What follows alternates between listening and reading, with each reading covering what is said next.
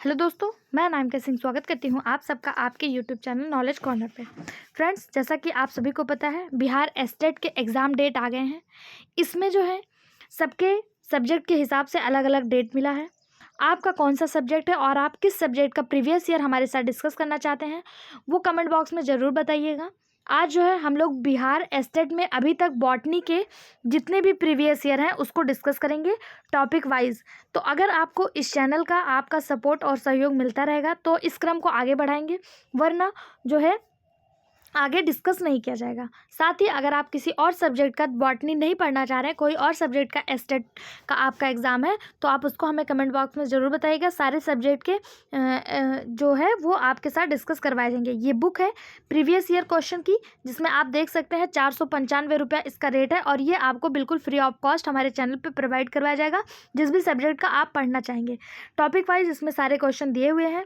आपको comment box में बताना है कि आपको कौन सी टॉपिक या कौन से सब्जेक्ट का पढ़ना है। ठीक है, नेक्स्ट वीडियो में आपको वो वीडियो जो है उस सब्जेक्ट का क्लासेस मिल जाएगा।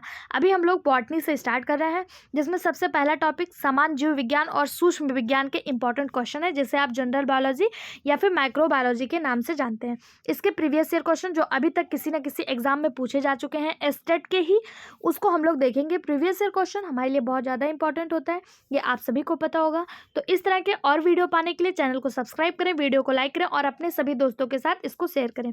साथ ही फ्रेंड्स, इसका पीडीएफ आपको फ्री ऑफ कॉस्ट हमारे टेलीग्राम चैनल पे मिल जाएगा, तो आप उससे भी जरूर जुड़े, जिसका लिंक आपको इसी वीडियो के डिस्क्रिप्शन बॉक्स में मिल जाएगा। ठीक, अब आपके लिए एक लास्ट इन्फॉर्मेशन, आप किस सब्जेक्ट का प्रीवियस ईयर हमारे साथ डिस्कस करना चाहते हैं जरूर बताइएगा। ठीक, स्टार्ट करते हैं अपने क्वेश्चन को। पहला क्वेश्चन है, अनुक्रम समरूपता के संबंध में निम्नलिखित में से कौन सा गलत है। ऑप्शन दिया है, अनुक्रम विश्लेषण में यह एक महत्वपूर्ण अवधारणा है। जब दो अनुक्रम एक समान विकासवादी मूल से उत्पन्न होते हैं तो उन्हें समरूपता साझा करने के लिए कहा जाता है। तीसरा है, दो अनुक्रम समजातीय संबंध बना सकते हैं भले ही उनकी उत्पत्ति समान ना हो। चौथा है, जब दो अनुक्रम एक सामान्य विकासवादी मूल से उत्पन्न होते हैं तो कहा जाता है कि उनका एक समजातीय संबंध है। अब देखिए क्वेश्चन में लिखा है कौन सा गलत है, यानी कि 3 ऑप्शन इसमें बिल्कुल सही है, एक ऑप्शन इसमें गलत है। ये जो आपका क्वेश्चन है ये बिहार एस्टेट 11/9/2023 शिफ्ट 1 में पूछा गया क्वेश्चन है, तो आपको सारे प्रीवियस ईयर ही डिस्कस करवाए जा रहे हैं। इसका जो सही जवाब हो जाएगा, यानी कि इसका सही जवाब ऑप्शन सी हो जाएगा। ये गलत होते हुए भी सही होगा क्योंकि ये गलत पूछा है। ठीक है, बाकी पहला, दूसरा और चौथा बिल्कुल सही जवाब है। अनुक्रम समरूपता डीएनए, आरएनए एवं प्रोटीन अनुक्रमों के बीच एक जैविक समरूपता है, इसलिए विकल्प सी इसका सही जवाब हो जाएगा। क्यों? विकल्प सी में क्या दिया है, दो अनुक्रम समजातीय संबंध बना सकते हैं भले ही उनकी उत्पत्ति समान ना हुई हो, तो ये गलत हो जाएगा। क्यों? क्योंकि उनकी उत्पत्ति जो है वो सामान्य होती है। ठीक, इसका महत्वपूर्ण समानता इस बात का पुख्ता सबूत है कि दो अनुक्रम एक समान पैतृक अनुक्रम के विकासवादी परिवर्तनों से संबंधित हैं। यानी कि जो यहाँ पे दिया हुआ है कि उनकी उत्पत्ति समान नहीं होती है, यही यहाँ पे गलत हो जाएगा, क्योंकि उनकी उत्पत्ति जो होती है वो समान होती है। अगला क्वेश्चन बिहार एस्टेट में ही आया हुआ शिफ्ट 1 में 11/9/2023 को, नो डार्विनवाद प्राकृतिक चयन के सिद्धांतों को किस अतिरिक्त अवधारणा के साथ शामिल करता है। ऑप्शन लैमार्कवाद, प्रलयवाद, आनुवांशिक विरासत, उत्परिवर्तनवाद। इसका सही जवाब हो जाएगा ऑप्शन सी, आनुवांशिक विरासत। ठीक, प्रकृतिवाद प्रजातियों का उनके वातावरण के अनुकूलन एवं नए जीवों में बदलना जो एक मूल प्रजाति के से उत्पन्न होता है। प्रजातियों का उनके वातावरण के अनुकूल नए जीवों में बदलना जो एक मूल प्रजाति से उत्पन्न होता है, उसी को आनुवांशिक विरासत कहते हैं। आप इसको ऐसे भी समझ सकते हैं, आप में जो भी आपके जो भी लक्षण हैं वो आपके संतत में जाता है तो उनको वो चीज़ें आनुवांशिक विरासत के रूप में प्राप्त होती है, इसी को आनुवांशिक विरासत के रूप में जाना जाता है। बात करें नो डार्विनवाद की, तो नो डार्विनवाद क्या है, एक सामंजस्यपूर्ण विकासवादी सिद्धांत है जो डार्विन विकास और मेंडेलियन आनुवंशिकी को एकीकृत करता है तथा इसे विकास का आधुनिक सिंथेटिक सिद्धांत भी कहा जाता है। ठीक है, चार्ल्स डार्विन को विकासवाद का जनक माना जाता है। यहाँ से भी क्वेश्चन पूछ लेता है कि विकासवाद के जनक कौन है, तो चार्ल्स डार्विन को विकासवाद का जनक माना जाता है। ठीक, इसका पीडीएफ आपको हमारे टेलीग्राम चैनल पे फ्री ऑफ कॉस्ट मिल जाएगा, तो आप टेलीग्राम चैनल को भी ज्वाइन कर लें, जिसका लिंक इसी वीडियो के डिस्क्रिप्शन बॉक्स में मिल जाएगा। अगला क्वेश्चन है, डार्विन का सिद्धांत समझने में असमर्थ था, प्राकृतिक चयन, उत्परिवर्तन, भिन्नता, प्रजनन, अलगाव। बिहार एस्टेट 11/9/2023 शिफ्ट 1 में पूछा गया क्वेश्चन। सही जवाब हो जाएगा भिन्नता। यानी कि जो डार्विन का सिद्धांत था वो प्राकृतिक चयन, उत्परिवर्तन और प्रजनन अलगाव को तो समझता था, लेकिन वैरायटी को नहीं समझता था, भिन्नता को नहीं समझता था। चार्ल्स डार्विन ने इंसान और जीवों के क्रमिक विकास को समझाया था। इंसान, पेड़ पौधे आदि एक दूसरे से संबंधित हैं, जिनके सभी के पूर्वज एक ही हैं। इसी को विकासवाद का सिद्धांत कहा गया। अगर पूछ लिया जाए कि इंसान, पेड़ पौधे और सभी जीव एक दूसरे से संबंधित हैं और उनके पूर्वज एक ही हैं, इस सिद्धांत को क्या कहा जाता है? तो इस सिद्धांत को विकासवाद का सिद्धांत कहा जाता है। विकासात्मक सिद्धांत समझने में जो असफल रहे, किन कारणों से? तो डार्विन ने नए आनुवंशिक जानकारी के स्रोतों के लिए कोई संतोषजनक स्पष्टीकरण नहीं दिया जिससे प्राकृतिक चयन किया जा सके। दूसरा, प्रकृति हर पीढ़ी में जनसंख्या में भिन्नता को कम करने के लिए कार्य करती है। तीसरा, हर पीढ़ी में नई आनुवंशिक विभिन्नताएं दिखाई दे सकती हैं। चौथा, डार्विन सिद्धांत विविधताओं की उत्पत्ति और संचरण की व्याख्या करने में विफल रहा। ये इसके कुछ विफलता के कारण रहे। ठीक, अगला क्वेश्चन, अध्ययन क्या कहलाता है? जीवाश्मों का अध्ययन क्या कहलाता है? होमोलॉजी, पैलिनोलॉजी, एंटोमोलॉजी या पैलियोओलोंटोलॉजी? तो इसका सही जवाब हो जाएगा option D, palaeontology. Bihar state shift 3 में पूछा गया क्वेश्चन है। तीसरी शिफ्ट में 18/9/2020 को आप चाहें तो एक बार मैच भी कर सकते हैं। ठीक है, जीवाश्मों का अध्ययन यानी कि स्टडी ऑफ फॉसिल कॉल्ड पैलियोएंटोलॉजी। जीवाश्म विज्ञान जीवाश्मों पर आधारित पृथ्वी के जीवन के इतिहास का अध्ययन है। जीवाश्म पौधे, जानवरों, कवक, बैक्टीरिया, एकल कोशिका यानी कि जो यूनिसेल्युलर होते हैं, इन जीवों के अवशेषों से किया जाता है। ये अवशेष कहाँ से मिलते हैं? तो चट्टानों के अंदर ये संरक्षित रहते हैं। जब चट्टानों को परत दर परत हटाया जाता है तो वहाँ से जीवाश्म प्राप्त होते हैं। पेड़ पौधों के भी, जानवरों के भी, कवक, बैक्टीरिया, सूक्ष्म जीवों के भी। ठीक है, जॉर्ज कुविलियन को जीवाश्म विज्ञान का पिता कहा जाता है। इंपॉर्टेंट मार्क करिएगा। जीवाश्म विज्ञान के पिता के रूप में किसे माना जाता है? तो जॉर्ज कुविलियन को जीवाश्म विज्ञान का पिता कहा जाता है। वहीं पर बात करें बीरबल सैनी को, तो भारत का पुरातत्व विज्ञान का जनक माना जाता है।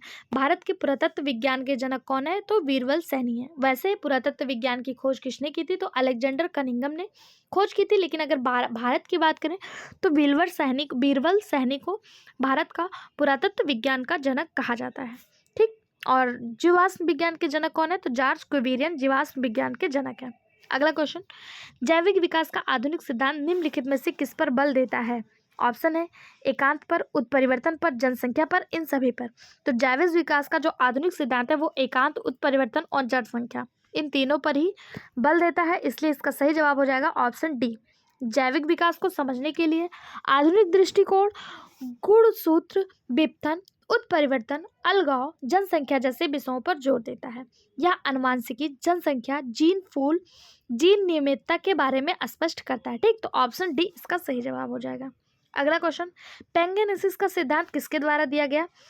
पैंगेनेसिस का सिद्धांत बिहार एस्टेट 2020 में पूछा गया क्वेश्चन है कि पैंगेनेसिस का सिद्धांत किसके द्वारा दिया गया? Option Darwin, Lamarck, Hugo de Vries, Oparin. तो इसका सही जवाब हो जाएगा ऑप्शन ए, डार्विन। पैंगेनेसिस का सिद्धांत डार्विन के द्वारा दिया गया था। कब दिया गया? 1869 में दिया गया। 1868 में डार्विन के द्वारा पैंगेनेसिस या पैंगेनेसिस का सिद्धांत दिया गया। यह सिद्धांत है क्या? तो यह सिद्धांत बताता है कि हमारे शरीर के अंदर प्रत्येक अंग के पास सूक्ष्म वंशानुगत कण होते हैं जो उत्पादन के समय में रक्त के माध्यम से युग्मकों में चले जाते हैं, जो अगली पीढ़ी में लक्षणों के रूप में दिखाई देते हैं। डार्विन ने इन कणों को पैंजिन या जेम्यूल्स कहा, जिसे आज हम लोग जीन के नाम से जानते हैं। इसी को डार्विन ने पैंजिन या जेम्यूल्स कहा था, इसीलिए इस सिद्धांत को पैंजेनेसिस सिद्धांत कहा जाता है। आज भी तो हम लोग जानते हैं कि हमारा जो डीएनए होता है, डीएनए में जैसे कि हमारा क्रोमोसोम हो गया, क्रोमोसोम को जब हम खींचेंगे, ये हमारा डीएनए डबल स्टैंडर्ड डीएनए हो गया। डीएनए को जब खींचेंगे क्रोमोसोम मिलेगा, क्रोमोसोम को आगे बढ़ाएंगे तो यहाँ पे जीन, छोटे छोटे जीन मिलते हैं। ये जीन जो होते हैं ये माता पिता के लक्षणों को एक पीढ़ी से दूसरी पीढ़ी में ट्रांसफर करते हैं।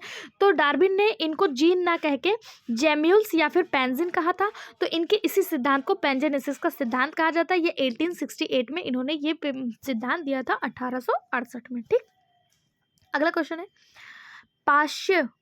पाश्चर प्रभाव का एक उदाहरण है। लुई पाश्चर नामक एक वैज्ञानिक थे, इन्होंने पाश्चर प्रभाव दिया था।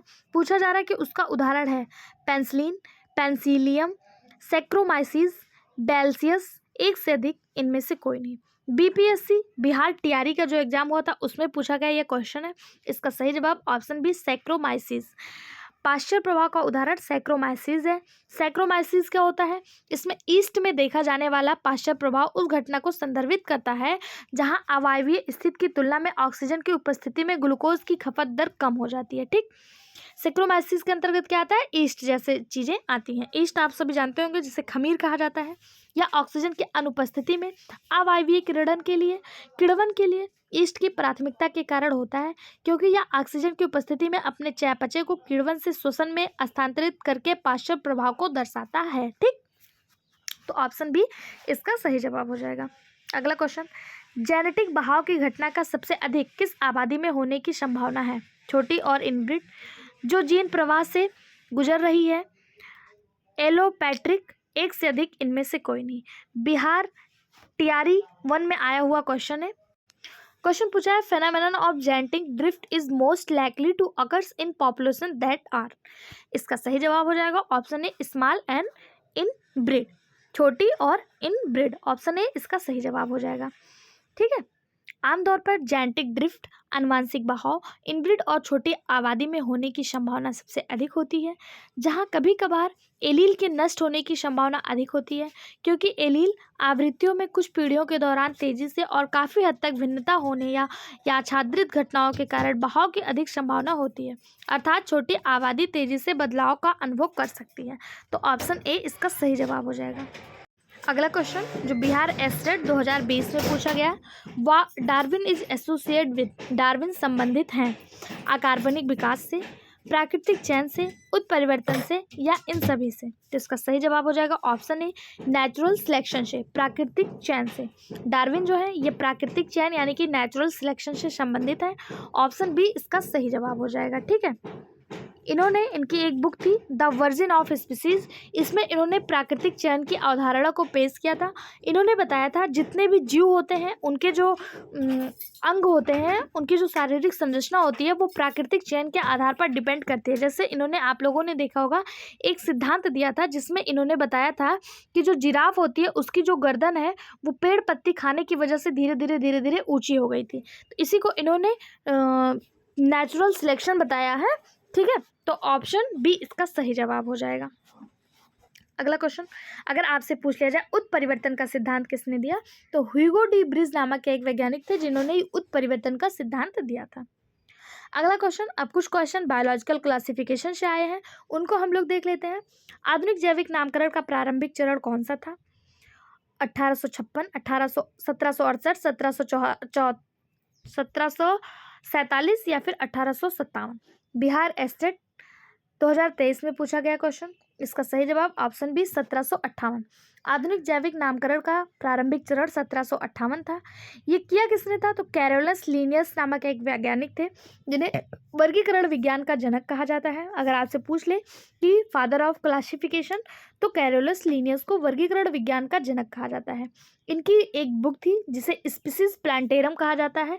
स्पीसीज प्लांटेरम और स्पीसीज सिस्टेमा नेचुरा नाम की इनकी 2 बुक थी। इन्होंने कई सारी किताबें लिखी थी, जिसमें से स्पीसीज प्लांटेरम जो था इसमें पौधे के बारे में बताया था, और सिस्टेमा नेचुरा जो था इसमें इन्होंने जानवरों के बारे में बताया था।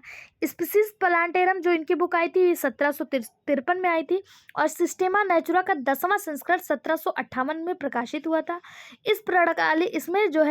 इस प्रणाली का यानी कि वर्गीकरण का उपयोग किया गया था। इन 2 तिथियों को आज भी वैज्ञानिक नामकरण की शुरुआत के रूप में माना जाता है। ठीक है, तो ऑप्शन बी इसका सही जवाब हो जाएगा। अगला क्वेश्चन, ह्यूकेटर द्वारा प्रोकैरियोटिक जीवों को किस संघ में रखा गया है? WH ह्यूकेटर, इन्होंने 5 जगत वर्गीकरण दिया था, यानी कि सभी जीवों को 5 जगत में बांटा था।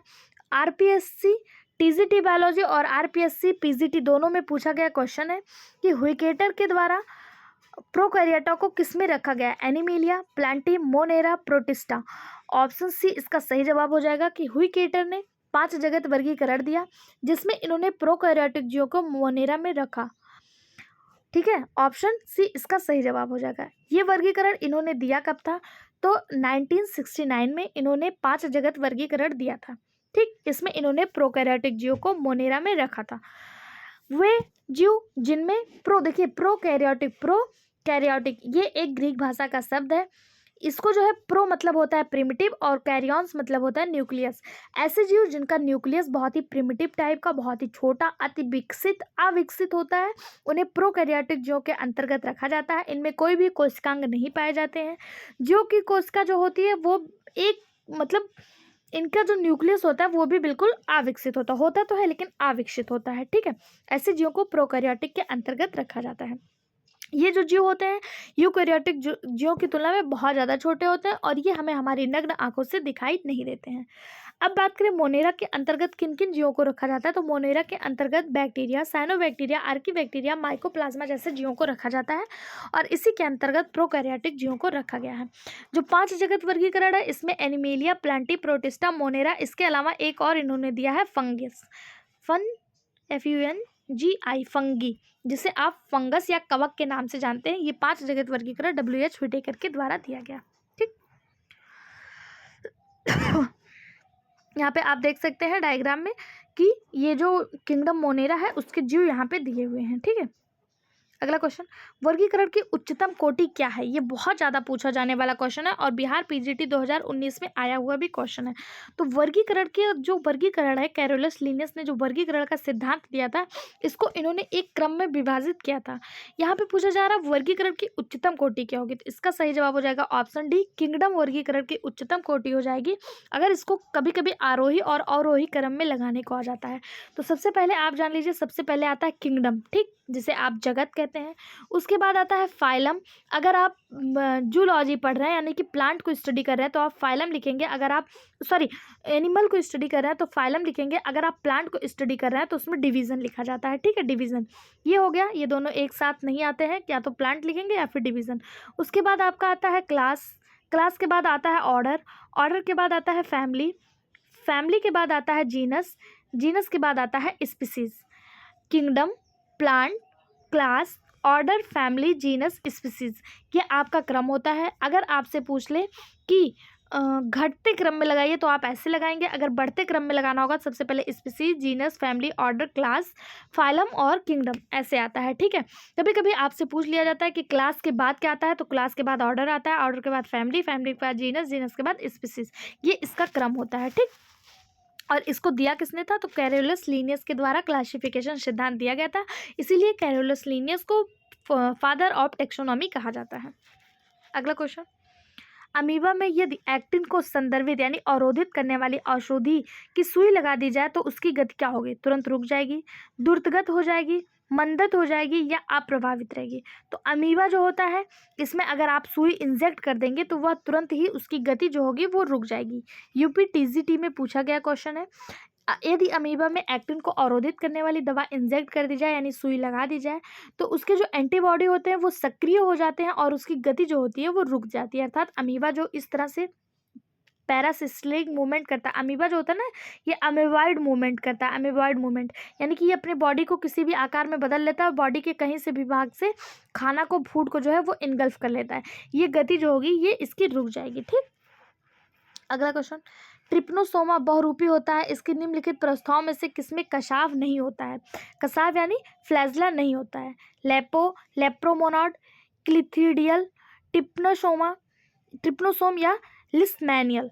तो ट्रिप्नोसोमा लिस्मैनियल जो होता है इसमें कसाव यानी कि फ्लैजला नहीं पाया जाता है। ऑप्शन डी इसका सही जवाब हो जाएगा। ट्रिप्नोसोमा लिस्मैनिया इसका एक जीनस है, इसमें जो है कसाव नहीं पाया जाता। अगर इसमें पूछा जाए कि इसमें कौन से जीव आते हैं तो इसमें जो होते हैं ये परजीवी होता है। ट्रिप्नोसोमा लिस्मैनिया ये परजीवी होता है। ये किसके लिए जिम्मेदार होता है, तो ये स्लीपिंग सिकनेस के लिए जिम्मेदार होता है। किसके लिए? स्लीपिंग सिकनेस यानी कि निद्रा रोग के लिए जिम्मेदार होता है। और इसको फैलाता कौन है, तो इसको सैंड फ्लाई या सीसी फ्लाई जो होता है, सीसी फ्लाई, ये इसको फैलाने का कार्य करता है, ठीक है। अगला क्वेश्चन, यहाँ पे आपके सामने ये डायग्राम है ट्रिप्नोसोमा लिस्मैनिया की। यहाँ पे आप देख पा रहे हैं इसमें कोई भी फ्लैजला नहीं पाया जा रहा है, ठीक है। अगला क्वेश्चन, संरचना के अनुसार एंट अमीबा हिस्टोलिका कितने पृथक रूपों में मिलते हैं? एंट अमीबा हिस्टोलिका 3 पृथक रूपों में मिलते हैं। कौन कौन से? एंट अमीबा हिस्टोलिका है क्या, तो यह एक अमीबीय परजीवी है। इसके 3 जीनस होते हैं। एक इसके मतलब 3 हिस्से होते हैं। कौन कौन से? संरचना के हिसाब से पूछा, पहला होता है ट्रोफोजाइट्स, प्रीसिस्ट और सिस्ट। 3 चरणों में ये विभाजित होता है। ट्रोफोजाइट एंट अमीबा हिस्टोलिका परजीवी बढ़ने की अवस्था है। प्रीसिस्ट ट्रोफोजाइट और सिस्ट के बीच का मध्यवर्ती चरण है। और जो अगर संक्रमण चरण की बात करें तो जो सिस्ट होता है यही संक्रमण चरण का कार्य करता है। ठीक है, एंट अमीबा हिस्टोलिका किसके लिए जिम्मेदार होता है? इसका जवाब आपको कमेंट बॉक्स में बताना है कि एंट अमीबा हिस्टोलिका किस बीमारी को फैलाता है। आपको बता दें, एंट अमीबा जिंजीवैलिस नामक इसी की एक प्रजाति होती है जो पायरिया नामक बीमारी फैलाती है। अब आपको बताना, एंट अमीबा हिस्टोलिटिका से कौन सी बीमारी होती है और इसका वाहक क्या होता है। ठीक है, अगर आपका जवाब सही होगा तो नेक्स्ट वीडियो में आपके नाम के साथ आपके कमेंट को जरूर दिखाया जाएगा। अगला क्वेश्चन, वर्ग में डैश वर्ग में चलन कोशिकाएं अनुपस्थित होती हैं, यानी कि वो कौन सा वर्ग है जिसमें लोकोमोटरी ऑर्गन नहीं पाया जाता? स्पोरोजोआ, सीलिएटा, राइजोपोडा या फ्लैजलेटा? तो जो लोकोमोटरी ऑर्गन होते हैं वो सीलिएटा भी होता है, राइजोपोडा भी होता है और फ्लैजलेटा भी होता है। लेकिन स्पोरोजोआ में जो होता है लोकोमोटरी ऑर्गन जो होता है वो अनुपस्थित होता है।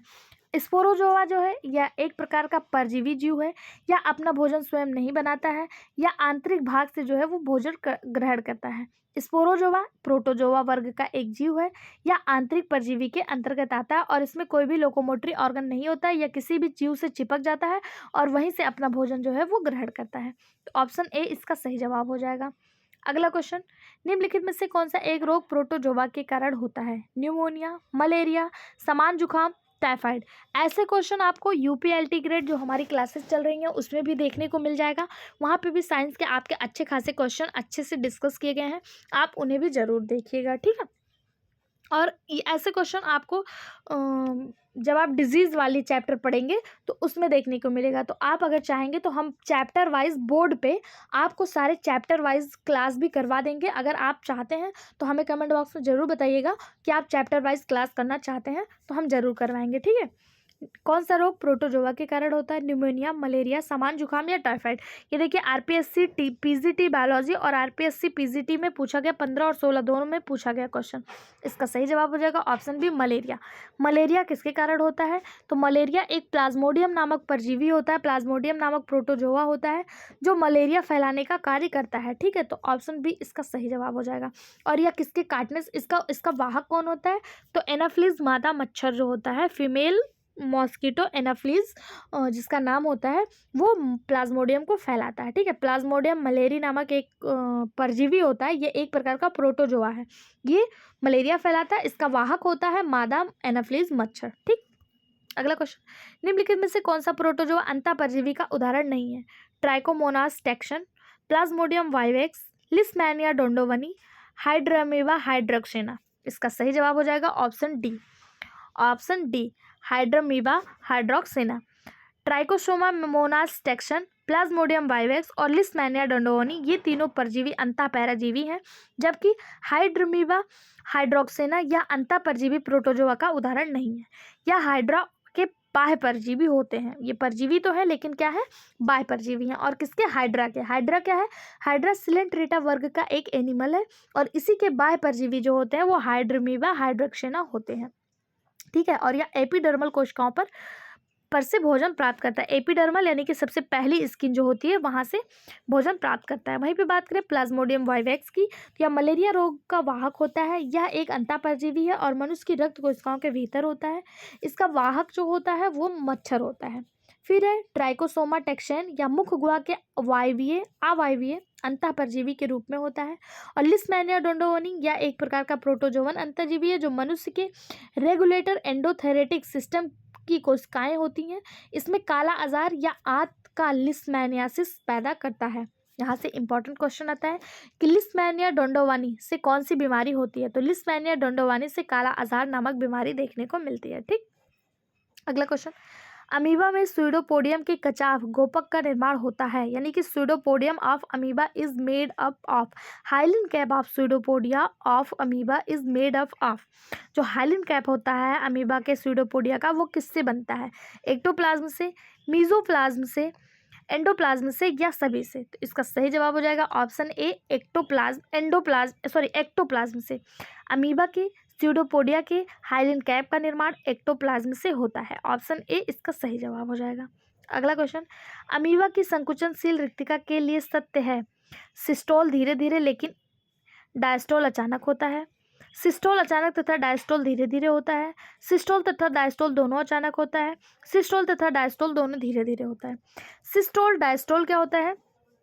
तो जो ये होता है ये अमीबा को चलने के लिए और भोजन को, जो ये आस्मो रेगुलेटरी सिस्टम इसमें होता है जिसमें ये जल के माध्यम से भोजन को ग्रहण करता है, उसके बारे में बताया जा रहा है।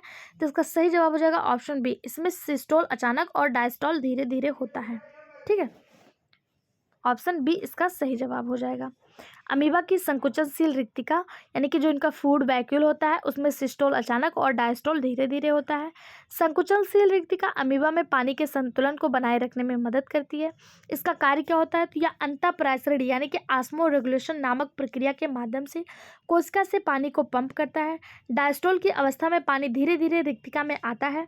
सिस्टोल की अवस्था में संकुचनशील या पानी का निष्कासन तेजी से हो जाता है। देखिए, मान लीजिए ये अमीबा का शरीर है, इसको समझ लीजिए, ये अमीबा का शरीर है, यहाँ पूरा ये पानी में है, पानी है, यहाँ से जो है अचानक से ये पानी को लेता है, ठीक, सॉरी, धीरे धीरे धीरे धीरे धीरे धीरे धीरे धीरे पानी इसके शरीर में प्रवेश करता है। जब पानी से ये सारा ऑक्सीजन, खाद, मिनरल्स सब कुछ ले लेता है, क्योंकि ये सिंगल सेल होता है और सिंगल सेल पे इसकी पूरी बॉडी डिपेंड होती है, लेकिन इसको भी रहने, खाने, हर चीज़ के लिए ज़रूरत होती है ना। तो यहाँ से जब ये सब कुछ ले लेता है उसके बाद अचानक से खूब तेज़ी से जो है डायस्टोल सिस्टोल के माध्यम से पानी को बाहर कर देता है। ठीक, यही इसका मतलब है और ऑप्शन भी इसका सही जवाब हो जाएगा कि डायस्टोल की सिस्टोल जो होता है वो अचानक और डायस्टोल धीरे धीरे होता है। सिस्टोल क्या होता है? सिस्टोल से पानी अंदर, सिस्टोल से पानी बाहर निकलता है और डायस्टोल से पानी अंदर जाता है। ठीक, ऑप्शन बी इसका सही जवाब हो जाएगा। अभी इसमें और बहुत सारे क्वेश्चन हैं, तो इसको देखने के लिए आप हमारे चैनल को सब्सक्राइब कर लें। कमेंट बॉक्स में बता दें आप किस सब्जेक्ट के एस्टेट के प्रीवियस ईयर क्वेश्चन सॉल्व करना चाहते हैं, कमेंट बॉक्स में जरूर बताएं। इस तरह के और वीडियो पाने के लिए चैनल को सब्सक्राइब करें, हमारी मोटिवेशन के लिए इसको ज़्यादा से ज़्यादा शेयर करें। Thank you.